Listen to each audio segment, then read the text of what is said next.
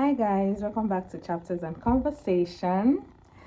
So the book on our review, or the books, okay, so today, rather, I usually don't do this, but today I decided to review two books at the same time, being that they are both from the same author, Penny Jordan. This is Equal Opportunities by Penny Jordan, and this is Rival Attraction by Penny Jordan.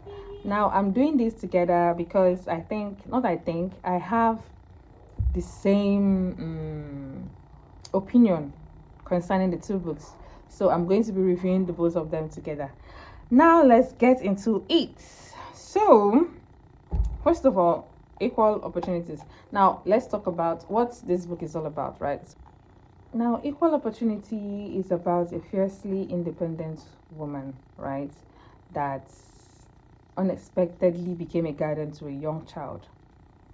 And to a young child after a family tragedy, right?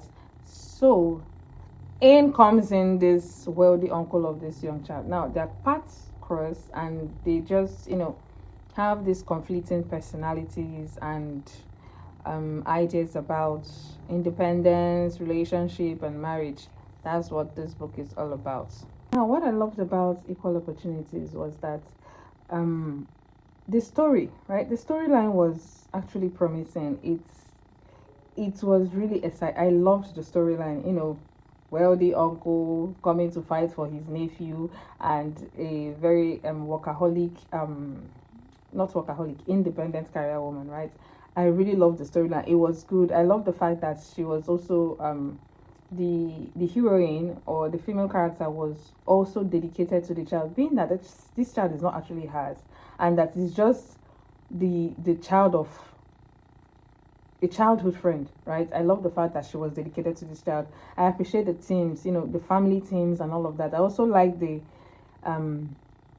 ending emphasizing on communication. I really love that, because at the end of the day, they communicated and they got to understand each other. I really loved that about Equal Opportunities.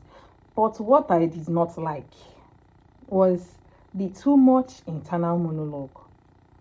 There was a lot of internal monologue. I was just reading through, but the fact that they actually made the internal monologue both ways, both the male character and the female character, is a kudos, it's a thumbs up for the author. But there was so much internal monologue that you don't get to see or know what is actually happening in the book. I also did not like the same emotional points were repeated all over and all over again. I don't think the romance develops naturally, right? This person she always has something negative to say about this guy. And then all of a sudden, she was just staying in her room. I love this guy. And the same thing happened to the male character. How did I end up falling in love with this woman? Like, these people did not converse. It was always this, pull me, I pull you kind of thing. But they did not converse, and then all of a sudden they are ending up falling in love with each other, just like that, without me knowing how. How did it happen? When did it occur? When did we reach that extent of falling in love? I said before, I want to see relationship grow. I want to feel it. I want to know that, there is actually chemistry between these people. If they just, calm down, they'll actually like each other. I don't need somebody to tell me. When somebody is explaining something, like maybe a friend of yours is trying to tell you about this person, how the person is talking, how the person is relating it into you actually be like, oh, this person actually likes this person very well. But it was as if the author was trying to tell me these people are in love. They are in love. I did not feel that. I didn't feel the relationship at all. So those are the things I did not like about Equal Opportunities. Now let's go over to Rival Attraction by the same author. Now, Rival Attraction is about a real estate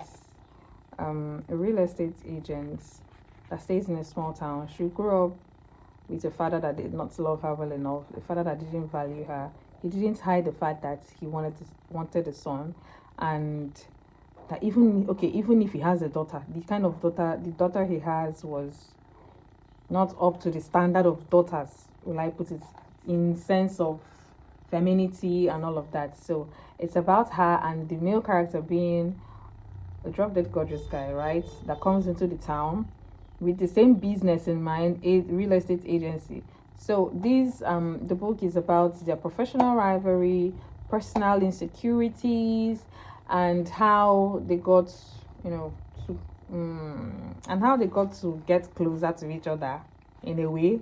Yeah, that's what the book is all about. Now, what I loved about this book, I love that the storyline again, it had a promise, right? You know, you meet two people in the same field, right? And then there'll be rivalry. I loved the storyline. I was thinking of a lot of things that would possibly happen when I read the book. I was already cooking up my own story in my head. I had the storyline had promises, right? Oh my god, the storyline had promises. So yeah, I also love the idea of exploring confidence and self-worth. I love the fact that in fact the both of them are successful, both the male character and the female character. Nobody is coming in with some kind of financial baggage. I love that about the book. Now, what did not work for me? Well, it's the same thing I keep complaining. Internal monologue. Oh my god. Ah, if I can see you push the CEO, I'm going to say it. You push the CEO. Like the same, almost the same problem I had with equal opportunity was also the same problem I had with rival attraction. They both had internal monologues, a lot of internal monologues.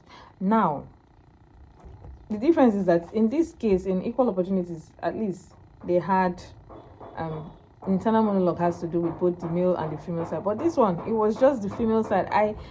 It was one sided. It was one sided. And then what I did not like was misunderstanding. The misunderstanding was too much. Like, this guy has not done anything to make you feel that he's not what he is, or he's after you or anything, but you just keep misunderstanding everything. You just the misunderstanding was too much. It was really too much for me.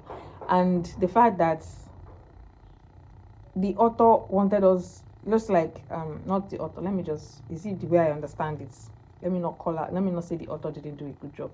There are some people that will actually like this book, you know, those that are into classic Mills and Bones book, they will really love it. And those that are Penny Jordan's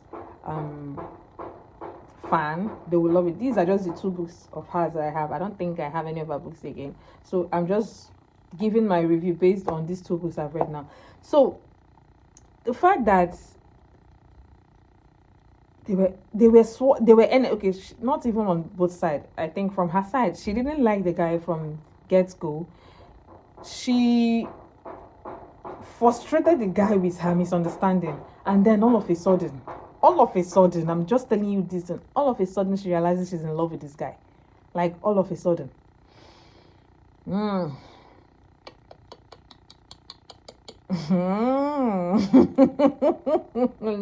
it did not work for me at all.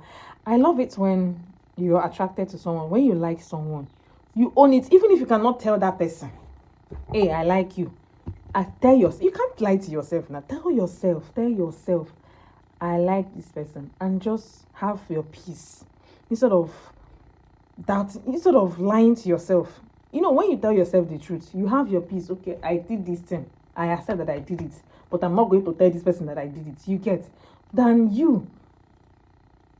No, I did not. It's obvious that you did it. But I say, no, I did not do that thing. It can't be me. It can't be me. No, it can't be me. That was the problem I had with this book. She liked this guy. She was attracted to this guy from the beginning. But she was struggling within herself. She was telling herself she did not like this guy. It's not possible for her to like this guy. I mean, I'm just seeing this person for the first time. It's not possible I like this guy. Now, I get that she has some issues. She had insecurities she has been battling with as a child, from, you know, childhood and all of that. I get that. But the fact still remains that you can't lie to yourself. If you lie to everybody, you cannot lie to yourself. You can't lie to yourself. So why are you lying to yourself? So these are the things that I did not like about Rival Attraction. Both of them. There are also women that lied to themselves. They didn't own up to their emotions and everything until the end, where it felt like it was being forced. It was being forced to believe that they were in love with each other. So I didn't like that about this book. So what am I going to rate it? I read these books. Now not to put down the author's efforts. I mean, it's a good book, especially for those that love classic Mills and Bones, like I said before, and you enjoy reading Penny Jordan's book. It's a good book. So I'll rate it, for me, I think I'll rate it a 4/10. A 4/10 based on the things I like in books. A 4/10. And will I be reading it? No, I will not be rereading this book. And will I recommend it to people that love the kind of books I love? No, I will not recommend it. But all in all, Penny Jordan is a good author. So yeah. Before I go, I'd like to clarify something. These books were not terrible, right? They were not terrible. The storylines were promising. The ideas behind the book were also good. But just that the writing style doesn't match with what I enjoy in books. No, so I'm not going to write off this book or anything. I just enjoy believable romance. I enjoy conversation. I enjoy deep growth. I enjoy romance that feels natural, right? So I'm not going to write off. Definitely, if I see another Penny Jordan's book, I'm going to buy it. So I'm not going to write off her book. So yeah, that's just what I wanted to clarify. So thank you for joining me on this episode of Chapters and Conversation. Until next time, happy reading. Bye.